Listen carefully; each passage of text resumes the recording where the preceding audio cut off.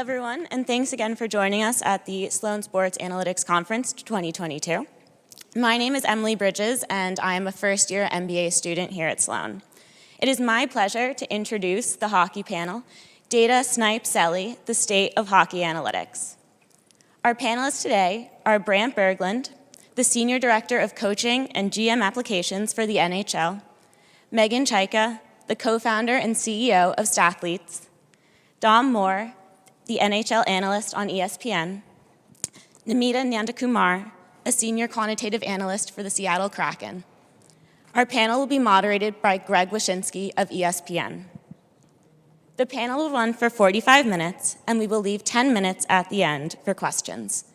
Please submit questions on Twitter using the hashtag DataSnipeCelly.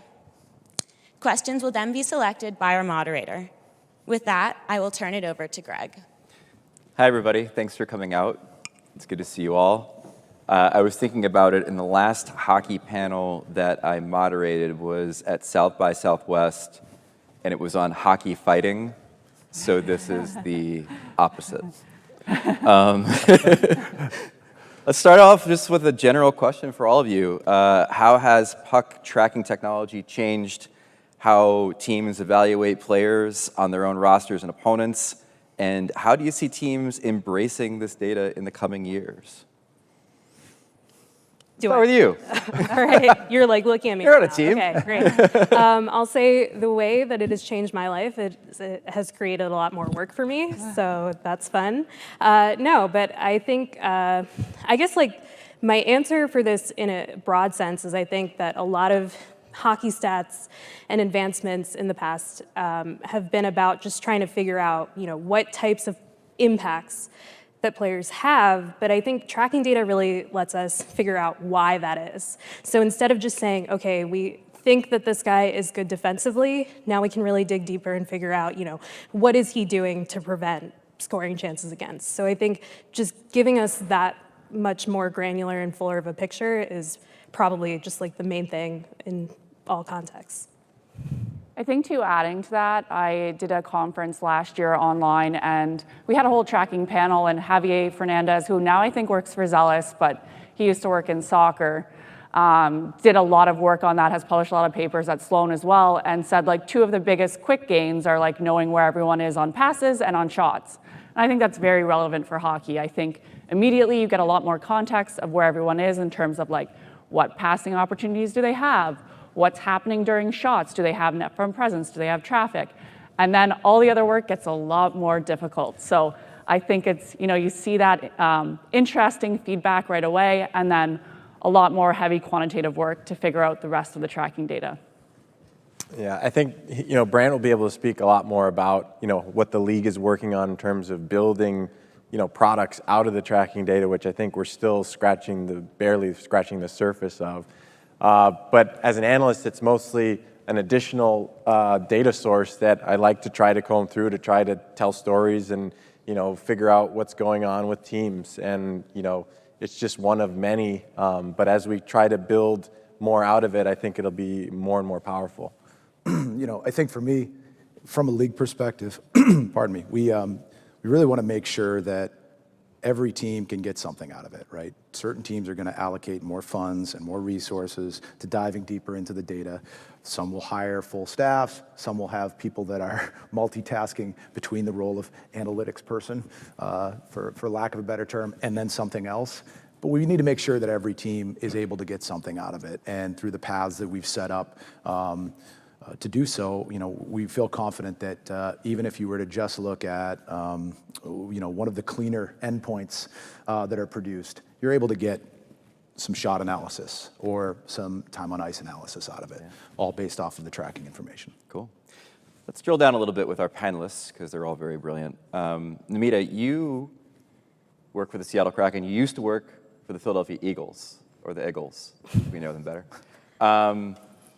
What can hockey learn from football insofar as their use of analytics? Or is there anything hockey can learn from the way football uses analytics?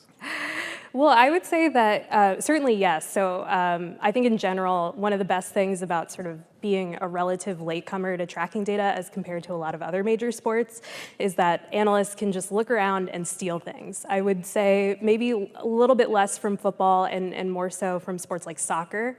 But even with football, I think just the notion of like, what does it mean to play defense and like cut down space for your opponent? Like there's been really interesting work done in that across multiple sports, including football. And I think, you know, just having that head start of seeing how people have tackled that problem before, again, makes it that much quicker for us to be able to get the ball rolling. Cool. Megan, your Athletes is a treasure trove of information.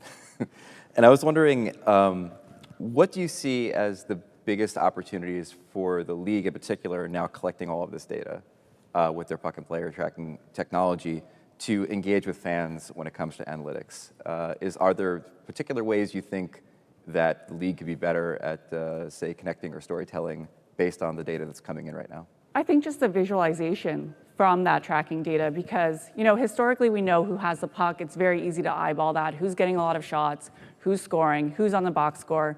We don't typically talk about people that don't show up on the box score as much, especially during media. So where are they? What are their actual roles?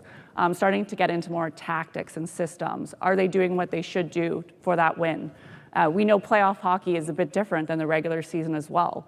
So dissecting some of those defensive forwards that we typically don't see, but we know are important to our team, having that component where are they skating? How much ice time are they having? How fatigued are they when they're playing? All of those questions can be, in real time extracted in some, meaningful ways and then shown visually to fans that don't know hockey as much, that maybe are, watching the NFL and are like, hey, ESPN now has hockey. Let's, watch the playoffs. I think that's, how you can seamlessly use the tracking data to bring fans in to understand these sort of intricacies that super fans know, but a lot of fans don't. Cool. Dom, you played in the league for a long time, 13 seasons. According to Evolving Hockey from 2007 to 2018, you had 28.4 goals scored above replacement, so congrats on that. I'd be remiss if I didn't ask you, though, like, how did you approach analytics as a player? I mean, you played during the boom, basically. And how do you think the current modern player engages with analytics? Because we always hear different things, as far as how they feel about them. I know the coaches, are all over the map, too. But how do the players feel, and how did you feel about them? Yeah, well, I didn't know about the underlying stats there, so thanks. But I did have a growing interest in analytics as a player going back to my rookie year, and it stemmed from the fact that my role was a lot of times a defensive role. So in order to kind of evaluate how I was playing, which is important if you're trying to make yourself a better player, and that's my goal at the end of the day, is accurate self-assessment to know where you're at and what you need to do to take the next step and be a more impactful player for your team. So the fact that I had a lot of D-zone draws and zone starts in my own zone was important for me to know if I'm measuring my offensive output relative to other players. Or I remember my rookie season, Perry Pern, the assistant coach of the Rangers, awesome guy. He pulled me into his office and he said, we really think you should be blocking more shots. Jed Ortmeyer, your partner here, he's got X amount of block shots, and you have Y. And I was like, well, Perry, my goal is actually for them not to take the shot in the first place. And I think I was particularly good at that with my anticipation, reading plays, and it was always a strength of mine. So I don't think that the stats at that point could bear that out. So that was part of one of the many things that had me get an interest in more accurate representative data. Was Torts the coach at that point? No, this was Tom Rennie. All right, because that would explain the shot blocking. Yeah. Would you consider yourself an analytics darling then when you were playing? I love that term, by the way. It's my favorite term in hockey. I've always been analytically oriented just in general, and I think that's what's helped me in my current role. But even analyzing the analytics, I think, is the other part of it too, where you want to make sure that the data that you're putting stock in, has value. Mm-hmm. Now, Brant, the NHL has obviously made some big leaps in the last couple of years in puck and player tracking. One leap was this past week, where you introduced face-off win probability as a stat that is now being featured on broadcasts. Talk a little bit about that partnership with Amazon. Talk a little bit about where do you see that technology, not only now, but where it could go next. You know, it's interesting because Dom and I talked a little bit ahead of time. Some of the things that we really want to look at are the things that you just spoke about, right? Like missed opportunities or opportunities that were taken away as a defensive stat. You know, you don't necessarily have the ability to do that without tracking data, but you can see when a player nullifies a passing lane with the tracking data. It would be a pretty difficult task to try to tally those up by hand. I say that knowing full well that someone on this panel may probably be doing that, but not necessarily directly, but having people do that for them. But you know, the face-off probability is something that to harken back to Epstein and Gladwell that were on this stage, and David Epstein wrote a lot about wicked and kind environments, right? Hockey is the ultimate wicked environment. Namita and I were speaking before, and hockey is something that, you know, football and baseball you generally can write in a very clean, concise sentence that's got great grammar to it and good punctuations. If you were to try to do that about a hockey play, it would be a run-on paragraph and a messy one. But then there's a face-off, right? We know who wins it and who were to win it and who were to lose it right away. The rules are pretty finite. So it was a great entry point for us to be able to look at and say, okay, well, we know many different data points going into this face-off about each player. We know the location of the ice, on the ice, of all the players and of the puck prior to the face-off. So why don't we take a chance to say, we're going to predict the top 4 likely matchups on this pending face-off. As the face-off approaches and we start to determine the location, we start to bring in other factors, and the probabilities for those wins are spit out. The first integration was this week. They did sort of a long presentation about it. They presented it right at the stoppage and play, or soon thereafter, and it was Tavares versus originally, let me try to remember, Hayden in the Toronto game the other night. So the Tavares side of it had 66% in a win probability, right? Then as the players started to dial in on the face-off dot and we figured out where the face-off was going to be, we updated and it said it was Tavares versus Eakin, right? And it was a 60-40 advantage to Tavares. And of course, as exactly we would want it, guess who won the face-off? Eakin. Because mathematically, 4 out of 10 times, Eakin should win that face-off. So there is a probability that he would win it, right? And the interesting thing for me, though, talking to analysts, is we're trying to give them more food for thought and more talking points. See, my first question for you when you brought that up was what side of the ice was the draw on? Yeah. And it was on Tavares' weak side. Right. And Eakin's strong side. So, you know, as an analyst, it makes for an interesting conversation point. Sure, and what we liked the most about it was the talent picked up on it right away and said, well, this is interesting because Tavares is trying to pull this puck to his right. So he's going in, trying to pull the puck to his right, which is a more difficult task, right? And sure enough, that probably fed into it. So as we grow with puck and player tracking information and we look for other sources of it, we're going to be looking for limb recognition so we can tell how centers approach the face-off dot. All right. So at some point, a face-off will no longer be a face-off. We'll have all of this other data that is inherent in a face-off, and we'll understand them better. And I feel like that's been the most exciting thing about hockey. Well, and I think of jumping into this too, the most importance of this is like the real-time nature of it. It's one thing to look back and say you have to win 100 extra face-offs to equal 1 goal in a game, and we know that they're not as important as some people, you know, put time and effort into. But also to be a casual fan, tune in, you have a break of play, and you see this and can understand 2 players that maybe you haven't followed or you haven't followed the whole season, and you jump in and you see a break and you're allowed to digest this data and have a lot more insight, be a part of the game versus just be kind of like this casual outside observer. So I think real-time data is, you know, super valuable. 10 seconds, okay, 2 minutes, 10 minutes, it starts to be more on the, descriptive side instead of this predictive nature. So that's the real cool thing with the player and puck tracking data, what Brand's team is doing, what ESPN is layering on as well, is that, instant feedback to fans. And just to add to that too, Dominic and I had a discussion about face-offs and how there have been a number of studies that say face-offs aren't statistically as important. But I can tell you to coaches and to players, they are, right? So whether or not statistically they're important, there's coaches that are spending a lot of time talking about them, and therefore they are impactful in the game, and they're certainly of interest to the viewers, right? So if we get more information to the talent, that's great, because now they're talking about the decisions in terms of who is being put out. On an icing, one team is particularly challenged because the doors are locked on the bench. The other team can take advantage of that. Statistically, what does this look like odds-wise for them now? Yeah. So, I think it's the inclusion of all these data points that's fascinating to me. And the face of probability thing is reaching into the past. It's taking real-time stats and everything else. And I've been fascinated in hockey analytics to see how some stats that we've been using for quite a long time have morphed and changed over the years based on how much more data we get. And I wanted to talk in particular about expected goals, which is without question one of the foundational stats in hockey analytics.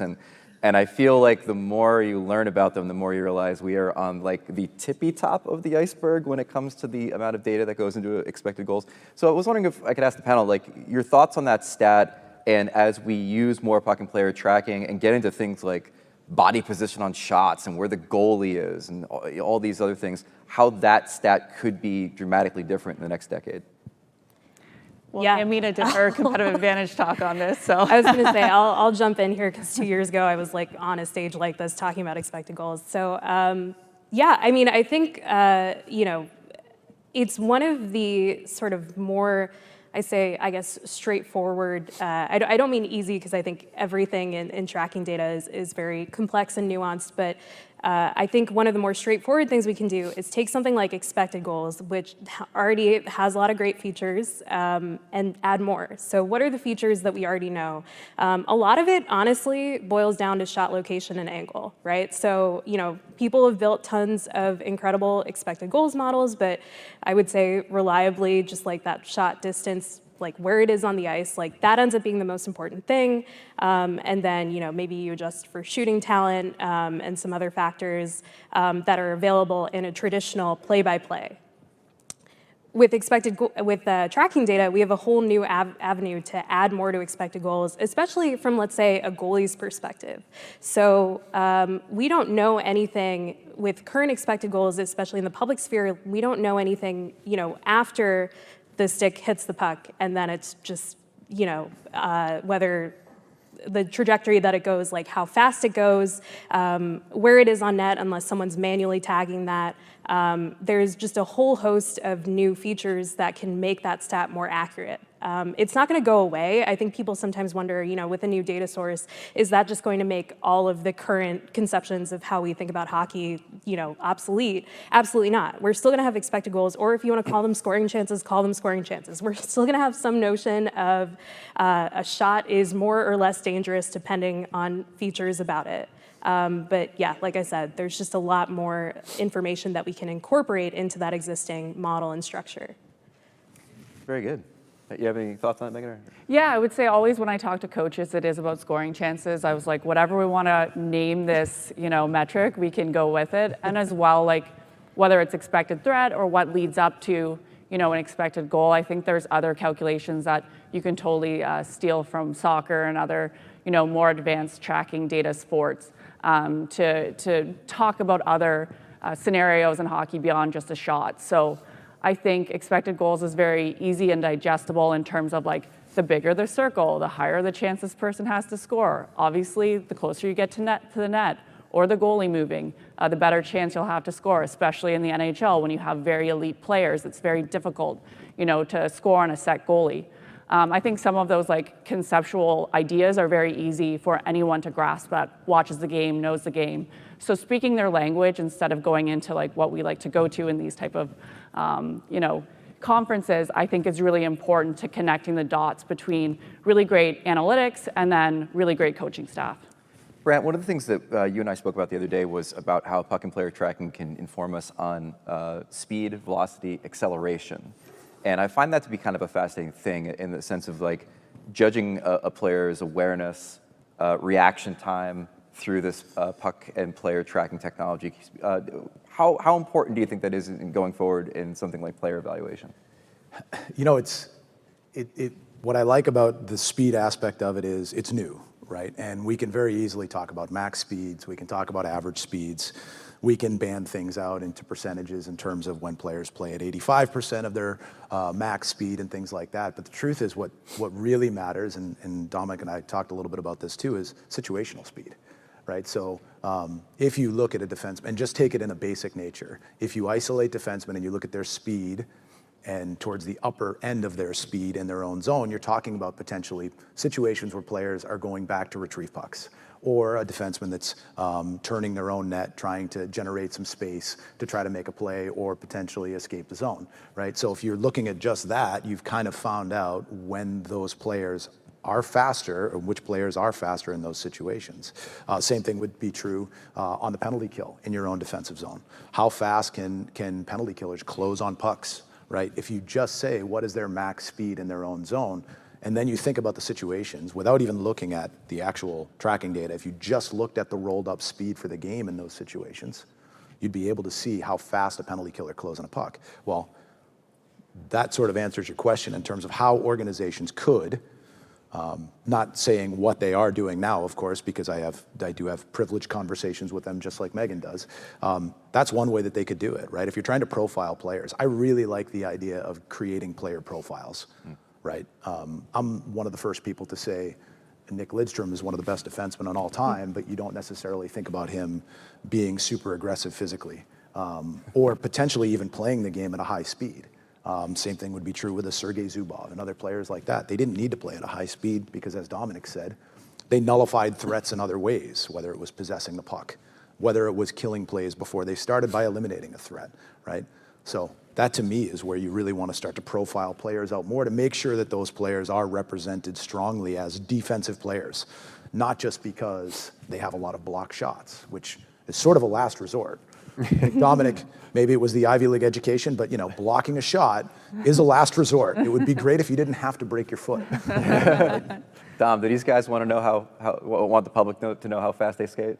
Or how fast they're skating, say, in the third period? Well, I think it's a really important point that there's different kinds of speed, and we're not only without the puck, but you know, you compare a skater. I just was talking about it last week when I did an Islanders game. You know, Parise and Anders Lee. You know, Anders Lee has quads like you wouldn't believe, incredibly strong, but Parise is more like he stays in motion and he's quicker. He's on the forecheck. He's always there quickly. Whereas Anders Lee takes a while to get from 0 to 60, and he's not as quick laterally. So there's just so many nuances to how players move and how they bring their value to the table. It's just trying to, the more data we have, the better chance we have of proving out each player's value when it's all different. To prove Dominic's point too, without saying too much, when we looked at the tracking data from the fastest player competition at the skills competition, Kyrou had the fastest lap. I can tell you he did not reach the max speed. Oh. Wow. Right. Cool. He did not. He was the one who had the smoothest lap. Yeah. He was, and so to Dominic's point, right? Acceleration is one thing, and top speed is one thing, but being able to maintain your posture and maintain a certain speed for longer distances of time because of the efficiency of your stride. I mean, how many skills coaches? It'd be interesting if we gave the players a puck. Did you think McDavid would have finished in 5th place? Probably. It would have been. I was going to say, did you tell Connor that he was actually the fastest guy? Give him a little bit of a caveat. I'm not saying who was who. But. Fastest skater was one of the things at the skills competition that you could wager on, and I feel like we have to take a sidebar to talk about the fact that puck and player tracking will lead to more data, which will lead to data that the NHL licenses to sportsbooks, which will lead to sportsbooks creating a slew of new prop betting. This is for the panel, but particularly for Megan, because I know that you have experience in the integrity side of sports wagering. Your thoughts on all of these analytics being shared within that space, and now you can bet on who has the fastest velocity in a game. I mean, I think it's great in a lot of different ways. One thing with hockey is it's obviously 3 periods. So to get someone back in a game that's maybe a blowout, maybe mid-season, how can you actually compel an audience to keep watching or return to a game? And I think sports betting is that. They've seen that, the amount of time that people will watch, whether it's an NFL game, which has a lot of betting on it, or any other match, to wager on it, you're far more likely to return to watch. So I think it could just grow hockey a lot in terms of, getting the sport more on the, side of like the NFL in terms of scope in the US, how we talk about it, how we interact with it, data we understand too, to break down not just who wins the game, because that's obvious, but like the little things. If you can do a prop bet on like, how many shots or how many steals someone had or whatever, that's, you look at a player and you want to like bet on them because you care about them. I feel like it just creates an entirely different market, entirely different fandom. And, ultimately I hope we all want to be what's good for the sport, not necessarily have this like, competitive nature where it's, taking away from other aspects. I hope it enhances it and enhances like what an ESPN, a TNT, how you can talk about it and the sponsorship money that will go into it. Cool. Anybody else have any thoughts on sports betting? I think one added benefit too is that there's a chance that it can generate more, widespread, fanship. So instead of just watching your hometown team, you start to watch more games around the league, which I think at the end of the day is better for everyone and the growth of the sport. I not to say too much because obviously we have to sort of approve what we're going to endorse and whatnot, and that's certainly way above my pay grade. But it's about growth, right? It's an opportunity to get more people watching, keeping people tuned in a game that otherwise they may turn off, having people join from other markets. Absolutely, those are 2 great points. Well, I guess, just also how people are consuming content, right? We're not sitting down and watching an entire game or entire movie or whatever. We're watching clips of things now. Yeah. So to break that up in these bite sizes that, people that are in the 18 to 25, even younger range can just look at and interact with, and not even talking about the sports books, but just a different level of interaction and a different experience with sports. I think that's really important to speed up certain aspects of, consuming a game. Namita, Dom had a good question when I was talking to him a few days ago about this panel, and you can answer this as generally or specifically as you'd like. Good start. All right. Where is Mark Giordano getting traded now? Where are teams now putting their focus when it comes to analytics in sort of a general sense? Like where are the areas where the most investment or the most interest is right now? That's a great question. So I'll say, one of the things that I had to get used to coming from the NFL to the NHL is certainly I think that the standard is that a lot of it happens on like the pro personnel side, right? Like we have so many stats and so much focus on evaluating NHL players, figuring out, even if they don't show up in the traditional box score, are they adding to our team? So I certainly think, that occupies a lot of our day. I myself have always been a big fan of analyzing the amateur draft and figuring out, what are the kind of basically ways we can add value there. So I personally spend a lot of my time doing that. I think that aspect might vary a lot more by team because certainly the data availability is not at the level it is with the NHL, right? Like for a lot of leagues, you really just have the, points and games played and all that good stuff. And, on the coaching side, and I think the tracking data will definitely help, add to the possible impact that and the opportunities for collaboration on the coaching side, because I think that's been the biggest difference from coming from the NFL to the NHL is I think, I was used to doing a lot more sort of like in-game related stuff just because it was, easier and more straightforward to say, this is the type of situation where you should do X or Y. And like, again, as Brent was kind of alluding to earlier, like what is a play in hockey? Like, I don't even, so, right? So at this point, the position is almost like, all right, just go out there and do your best. But I think with the tracking data, we'll have more opportunities to advocate for more types of in-game decision-making, as well as just helping people, right? Like helping video coaches, like, sift through all of the data and information that they need to do for like a pre-scout. So yeah, I think that's a big opportunity there. All the data. So much data. I want to make sure we leave some time for some questions, but so I wanted to ask one more sort of general question to the panel. We've talked a lot about the state of hockey analytics. We always are talking about the future of hockey analytics.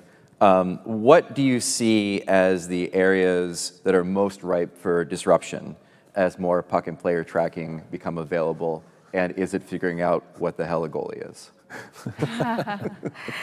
I guess I'll say, I think we've kind of been dancing around this a lot, but, just to really outline it specifically, I think, there's been a lot of advances in the public sphere about moving away from block shots as a measure of defense to something like more regression-based, where the output might be something like, okay, based on all of the shifts that this player has had in different situations, we can run it through a regression model and say, okay, this player on average we think reduces the number of expected goals or scoring chances or whatever against by 10%. And then the next logical question, I think, especially when you're talking to decision makers within a team, they're like, all right, how do they do that? And then that's where a lot of the times the conversation might end, because there's so many different ways that a player could make that happen.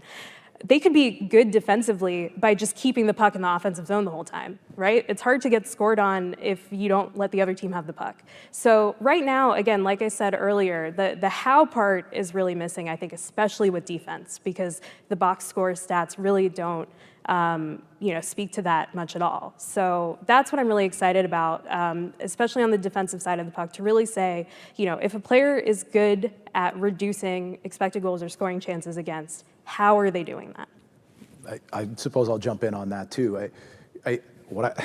There is so much in sort of the entry-level data that we have that we're not doing yet, right? We can talk about things like zone exits and zone entries, and I can say that Sam Wood and Nicholas Gatt and other people on our data team and people at Stathletes are going through and creating these expansive ground truths on there's a pass. Okay, was it a drop pass? Was it an indirect pass? Was it an area play? Was it a rim? Was it actually a pass? And those things are important. There's almost two competing initiatives here. There's that, and then there's looking at where the puck is. We know the direction of the puck. We know the direction of the shape of the play. So if we looked at the center of both teams combined and the center of each team individually, we can really start to learn a lot about what the current state of the play is. And Dominic and I were talking before about the blue lines. We live and die by these blue lines and call things defensive zone, neutral zone, and offensive zone. But if you have a defenseman that's comfortable with the puck in the neutral zone and has a partner that he moves the puck with consistently, or potentially a team brings 3 players back into their zone, well, they're in the defensive zone. So even though they're in full possession of the puck, we're giving them a demerit because they're in the defensive zone, right? But the truth is the play is in the neutral zone, and that team is very comfortable playing there. So as we start to look more and more at the shape of the play, we can still slice into the data even more on the basic side, like speed, like the retrieval speed we mentioned before. And I think she's exactly right. That's to me where you have to start looking, along with doing the sort of widening out of the event-based data that we have. I think that's great. But I'm not quite sure in the end that with machine learning and with artificial intelligence, it's going to matter, right? Well, one big thing that I think we're missing is we have the puck and player tracking, but we don't have stick tracking. And so Zdeno Chara would probably be up here and saying, I was standing here, but my stick is over there. And that's important. So I think that's an area that for sure I think needs to be filled. Cool. Yeah, and I think that's an area where technology comes in, whether it's computer vision or other type of tracking. I think, you start understanding a bigger picture of, skeletal movement and all sorts of other information beyond just location of these areas. So the blend of it all, I think, is where the magic truly happens, and you start to really gauge what that, team or player looks like. So I think, yeah, you can get 80% there with even just public data in many cases, but that extra comes from all of these different tech solutions and kind of the escalation of this market, which is sports data at its infancy, and then building on to these AI computer vision, which Amazon is awesome at having such large staffs to be able to do amazing things mathematically and with different technologies to provide new solutions. And I think the betting markets will help accelerate that as well, as this influx of capital and real-time data is so much more valuable in a game like hockey that we actually have some interns that are finalists in the Big Data Bowl, so we're really proud of them. We hope no one hires them, but if you do, they're amazing. But they can see the football tracking, the next-gen stats that we talk about, and they're looking at hockey and saying, I always thought hockey was really behind, but now I realize there's parts of the game that are really hard. And when we're talking about definitions, what is a play? What is an area play? What is intent? How many passing lanes do they have? All of these questions that you think on the onset are like, can be black and white definitions, and you realize that there's 10% of the game that's really gray. And there's more questions to be asked than we have answers right now. So that's what keeps me up at night, but also gets me up in the morning. There you go. I agree with Brant, by the way. We should get rid of all the lines and play without offside. I think that's what you're saying, right? Totally, yeah. So let's try to get a couple Twitter questions in the time we have remaining. One, I find we didn't really talk about the biometric part of this equation. How far off is monitoring and managing player load based on player tracking data? It's so hard. That is something where even in football, certainly tracking data does help with that. And I think it alludes to the speed conversation we had earlier, where it's like, what does it mean for a player to be going at full speed, at full effort, for how long? And what is it, more tiring if he goes at X speed for this distance versus Y speed for this distance. I think that is something that, will happen, but that might be on kind of a longer term. At least from my perspective, there might be some, biometric geniuses in the audience where she doesn't know what she's talking about. But it is, I think, I'll say honestly, I personally feel it's one of the more challenging applications of tracking data, but it's certainly something that I imagine every team will look into. Dom, what metrics and data do you wish you had as a broadcast storyteller to better cover the game? Is there anything when you're broadcasting a game, you're like, darn, I wish there was a way to quantify what I'm seeing? I think it's already been mentioned. The defensive, side of things, I think for me is really important because, as an analyst, what I want to try to do is tell a story within the game. For fans that are watching, they want to know why their team is good, or more importantly, they usually want to know why their team is bad. They want to know why players are valuable, what is the story of the game, and I use the data, and I love to use the data to help tell that story. And there's cases where right now I try to go digging for it, and it's just not there to be able to answer that question, even though I see something with my eyes that I think is a story, and I can't back it up with the data. And so I think as we continue to grow with this, more opportunities for that will come. As sort of a sidebar to that, is there anything in the probability realm, like these face-offs, that you'd like to see? Would you like to see something happening in the game where you could just press a button and a pie chart pops up that says, here's what's going to happen? We've seen the game flow in the NHL app, which I think is cool for seeing the kind of momentum changes and stuff like that. Maybe somehow integrating that into the broadcast where you see the momentum visually, and that in some ways has a predictability to it, where a team starts to take over a game. It feels like a goal is inevitable. Maybe building something like that in, but that's just an answer off the top. This is a great question, and one I had written down earlier too. Have you seen an increase in analytics usage and also data output in other leagues besides the National Hockey League, women's leagues, European men's leagues? I feel like we've got all this technology. I'm not quite sure what's happening. I know for a lot of women's hockey, it's people literally putting check marks and stuff as they watch the game. Where's that right now in the rest of the hockey world in comparison to what we have in the National Hockey League? Can I just preface that, though? I want to say thank you as a girl dad and someone who coaches a girls team for the amount of focus you put on women's hockey and social media and putting data together on that. I can't praise you enough for that. Sorry to interject. As a fan there. No, I appreciate it. And I mean, this is the second year we've actually done the PHF, the Premier Hockey League, and Ty, who's the commissioner for this year. I know her actually through baseball. Her husband's the GM of the Pittsburgh Pirates. They're like a super couple. And, there's nothing these athletes are at the elite level, and I truly believe that women's sports is on the rise. Like, the capital investment in it is much lower than any men's leagues, and the potential is huge. And I think we've seen record-breaking viewerships in the Olympics. So I think, now's the time to figure out how to make sustainable leagues, how to support these athletes, and how to give them the data that they deserve and the tools really to be that type of elite athletes. Because when US and Canada, thank God Canada won this year, but it's always a nail biter, right? We never know in terms of that matchup. So I think, yeah, we've done a lot behind the scenes for women's hockey, and then just operationalizing it. All of your teams obviously now have analytics departments and staff and a lot of in-arena support, and women's sports is in the early years of figuring out how to scale that. So I try to do as much as I can with what we've established at Stathletes, and I truly believe that everyone involved in the sport should support women's hockey as much as we do support men's. Great. Anything else on the other leagues or?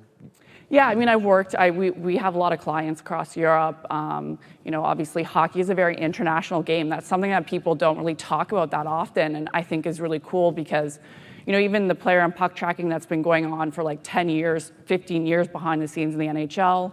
There's a company in Finland called Wise Hockey that's been doing it for quite a long time too. So getting to see how different companies, different leagues approach data has been really cool because, there's so many developed countries that have great tech as well. So definitely have, got really great ideas outside of North America.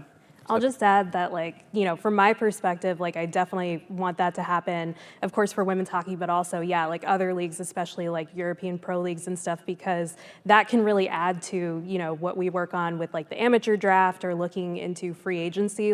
That can all feed into the player decision-making that we do if we have better information on them. And metric system conversion, obviously. Well, I mean, that's it, right? Is all the time we got, or? Yeah, all good. Hey, well, thanks, everybody. Thanks to MIT Sloan Sports Analytics Conference. Thanks to this incredible panel. And thanks, everybody, for being here to listen to it. So thank you very much. Thank